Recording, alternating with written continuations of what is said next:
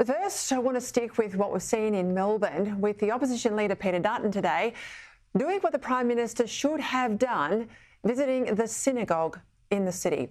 Joining me now is the opposition leader, Peter Dutton. Peter, welcome to the program. Thank you for your time. I want to start with a news poll today. Voters regard the Prime Minister as the weakest Prime Minister in decades. Now, are they right? And given the synagogue attack has now been declared a terrorism event, what would you have done differently? Well, Peter, it's great to be on the show, so thank you. I think it's obvious to all Australians over the course of the last 2.5 years that they ended up with something very different than what they voted for in 2022. Our national security is weaker, our economy is weaker, and Australian families are saying to themselves that they just couldn't afford another 3 years ahead of this bad government. So I think in relation to this specific issue, it's clear the Prime Minister should have stood up a multi-agency arrangement to start with, a task force to deal with anti-Semitism. We've had a 700% rise in anti-Semitic conduct over the course of the last 13, 14 months, and the Prime Minister's been trying to please a domestic political audience. And the problem there is that you just can't walk both sides of the street, which is what the Prime Minister's tried to do. And it's not just offensive to Jewish Australians, Peter Dutton, it's offensive to all Australians. I understand you sought a briefing from the Australian Federal Police on Friday in the aftermath of this attack, but that briefing request was refused. Now, you've called for an urgent national security meeting. You called for that over the weekend. It didn't happen until today. I made the point at the top of the show, during Sydney's Lent siege, I remember NSC meeting multiple times during that day and well into the night. That's not what's happened here. What's going wrong in Canberra?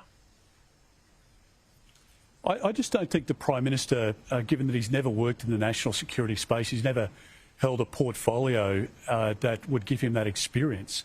And it shows. He must be shunning the advice of the national security advisors around him. As we know, people from the National Security Committee were excluded from the National Security Committee composition, which means that you're not hearing on a regular basis or forming relationships with those closest advisors. And I just don't think the Prime Minister has any instinct when it comes to national security or these matters. And you're right. I mean, this morning James Patterson and I announced that we believe very strongly that there should be an anti-Semitism task force established with the AFP, with AUSTRAC, with the ACIC, the Intelligence Commission, as well as other agencies, including Border Force, because we should strengthen the 501 cancellation provisions under the Migration Act, so that people who are non-citizens involved in anti-Semitic conduct should be kicked out of the country. The Prime Minister's picked that up this afternoon, but it's all too little too late. I requested a meeting, as you say, with the AFP Commissioner immediately, and that was denied to us. I ended up speaking with him earlier today because we'd written again to the Prime Minister that we're still refused a meeting with the Director General of ASIO because I wanted to speak to the Commissioner and speak to the Director General to understand why this hadn't been declared a terrorist incident straight up. When you've got a firebombing of a religious place of worship, well, you know, you're starting to get a very clear picture very quickly, but the Prime Minister just seemed to resist that. And I honestly think it really comes down to him trying to win Green votes in Western Sydney and in inner city Melbourne as well. And that seems to be what drives him at the moment, but he's ostracising a whole part of the community. Oh, and not just the community. I mean, we've seen this picked up internationally. We've seen a rebuke from the Prime Minister of Israel and the President of Israel. I think many of our allies, the United States in particular, they feel abandoned by Australia on recent votes of the United Nations. I mean, is it as simple as this being seen through the prism of the Muslim vote in Labor electorates in Western Sydney in particular? Is it that simple? I think it's that simple. I think it's about trying to save Tony Burke and save Chris Bowen. I think it's about Tanya Plibersek and Anthony Albanese being paranoid about losing their inner city seats to the Greens. And so, you know, why would you bring in people from a terrorist-controlled zone in Gaza in the thousands without doing the proper security checks? Why would you compromise our national security? And I think it's deplorable. It's best to call him out. He doesn't like it because he's got a glass jaw, but that's the reality of what we've got. I just can't imagine any of his predecessors who would have conducted themselves in this way. Nor can I. I want to move on to some other issues now, some general issues. But before I do, there seems to be some ambiguity with comments you made to my colleague Andrew Clennell that claimed somehow that you're walking away from your previous commitments about reducing the migration intake. Now, previously you've said you'd cut the permanent intake to around 140, 160,000 people per year. Do you stand by this?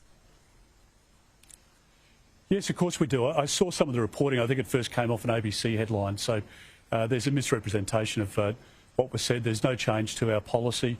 We've said that we would cut by about 25% the permanent intake.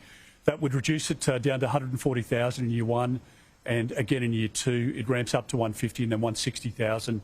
In year four it opens up housing, rental accommodation for Australians, and in the end I want Australians to achieve home ownership. I want there to be accommodation for people who at the moment are sleeping rough or in cars or couch surfing, and the government's bringing in a person every 44 seconds, which is unsustainable, particularly given the supply constraints in relation to housing.